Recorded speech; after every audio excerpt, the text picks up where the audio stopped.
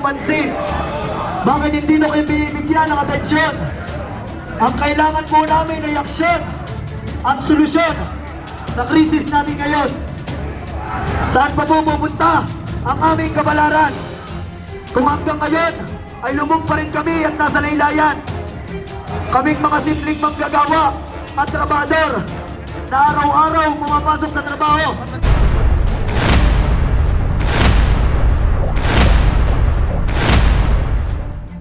Hanggang kailan po kayo magbibingi-bingihan? Kaming mamamayang Pilipino na nanggaling pa sa unang distrito ay voluntaryong pumunta at kusang loob na sumama sa panukalang ipinaglalaban dahil sa krisis na kinakaharap ng ating bansa. Ang sigaw lang po namin ay simple lamang. Ngunit bakit hindi nyo kami binibigyan ng pansin? Bakit hindi nyo kayo binibigyan ng atensyon? Ang kailangan po namin ay aksyon at solusyon sa krisis natin ngayon. Saan pa po pupunta ang aming kapalaran? Kung hanggang ngayon ay lubog pa rin kami at nasa laylayan. Kaming mga simpleng manggagawa at trabador na araw-araw pumapasok sa trabaho upang may maiuwi lamang. Patuloy mo dyan! Ngayon naman, hindi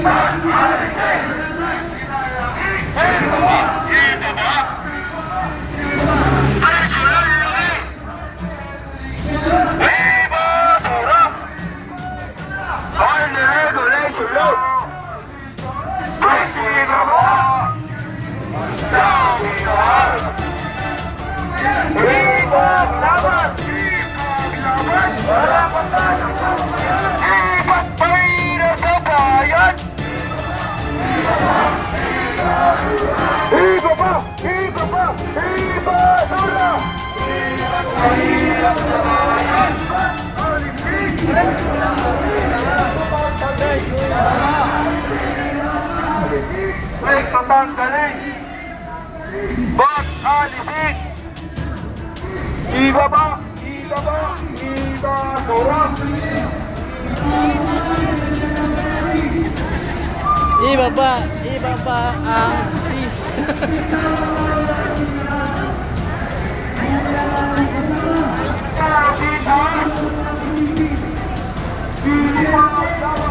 nanggaling pa sa Middle East. Ngunit ang pagtaas ng labis ay tayo pa ang una. Dahil bumalik tayo ipaglaban. patuloy na nagpapahirap sa kabayan. Ipaglaban. Ibaba. Ang bansa'y Pilipinas ay paglabanin. Ngunit pinagiging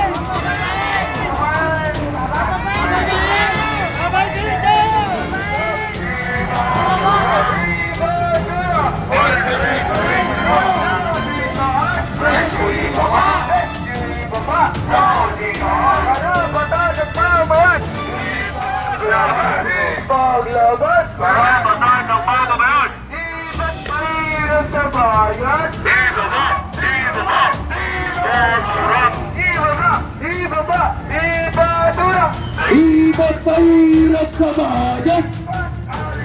Ito tanggalin at alisin.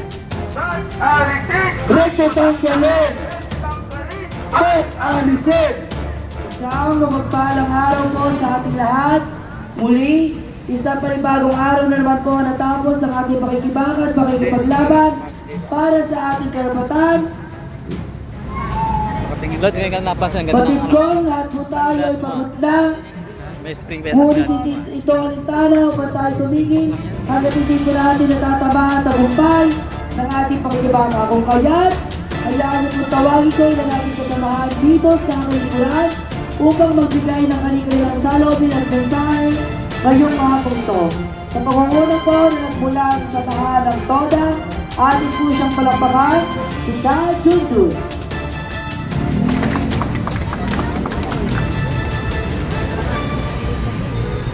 Isang magandang hapon po ulit sa ating lahat. Mula Luzon, Visayas at Mindanao, kami ng mga tigaunang distrito ng Batangas ay kusang loob at voluntaryong nagparito upang manawagan at kalampagin ang gobyernong natutulog.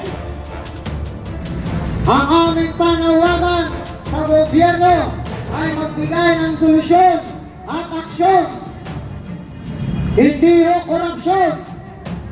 Dahil sa mga ginagawa niyong krisis sa bansa, maraming mamayang Pilipino ang naghihirap. Ang panawagan ho namin mga Batanggenyo ay mapababa ang VAT, alisin ang excess tax, mabatasan sa mga manggagawa, at mapababa ang bilihin. Ang aming panawagan dito sa aming nilaan, sa gobyerno, sa kongreso, na mabigyan nila ng pansin ang bawat isang Pilipino. At para naman po kay Executive Secretary Ralph Recto na siyang pangunahing humaharang upang mabababa ang VAT, mabatasan sa ng mga manggagawa. Ang panawagan sa iyo ng kapwa mo Batanggenyo, bumaba ka na sa pwesto dahil ang gobyerno ay tinatak para magserbisyo, hindi para maging negosyo mo. Maraming salamat po. Oh, lisin na yan, mga buhaya! Lisin na yan, mga buhaya! Lisin na yan, mga buhaya! Maraming salamat sa iyong mensahe ka Junjun. Ngayon, hayaan niyo tawagin ko sa natin nakapagsalita ngayong araw na ito. Ating siyang palakpakan at pulahan sa ng mga manggagawa. Si Karon. Isang mapagpalang hapon po sa ating lahat. Mula Luzon, Visayas at Mindanao. Pagbati mula sa mga taga-unang distrito ng Batangas. Mga kababayan ko, alam naman nating lahat na laganap na sa ating bansa ang kahirapan. Mga mamamayan na mahihirap dahil sa mga taong ipapahirap. Korupsyon na hindi nagawa ng aksyon. Solusyon na wala naman direksyon. Kaya gobyerno, ayusin nyo ang mga mali nyong desisyon. Dahil kung mahal nyo ang Pilipinas, gagawa nyo ng aksyon ang krisis na kinakaharap natin ngayon. Kaya naman ikaw, Executive Secretary Ralph Recto, ibulat mo ang iyong mga mata. Tingnan mo ang kalagayan ng mga kababayan mo at ng sambayan ng Pilipino. Huwag kang magbingi-bingihan dahil alam namin na harinig mo ang sigaw ng kapwa Batanggenyo. At huwag kang magpipipihan. Sabihin mo ang katotohanan at hindi puro kasinungalingan. Di ba ikaw nagtaas? Nagpalo atin tax? Hindi mo kaya pamabait. Ito ang iyong gusto. Pwes, kami na bahala. Kapwa mo Batanggenyo ang magpapalit sa iyong pwesto. Ang dami ng gulo. Kailan pa ba ang pagbabago? Kailan pa ang pagbabago sa sistema ng ating gobyerno? Mga kababayan ko, napapanahon na para sabay-sabay nating sigaw ang ating karapatan. Ba't alisin? Ito tanggalin! Reto tanggalin! Ba't alisin? Bansa ay pagyamanin at huwag kurakutin. Lisin na yan, mga buhaya! Lisin na yan, mga buhaya! Lisin na yan, mga buhaya! Maraming salamat Karoni sa iyong mensahe. Ngayon, hayaan niyo pong tawagin ko sunod natin na magsalita ngayong araw na ito. Atin po siyang palakpakan. Nagmula din siya sa samahan ng manggagawa. Ika Chan.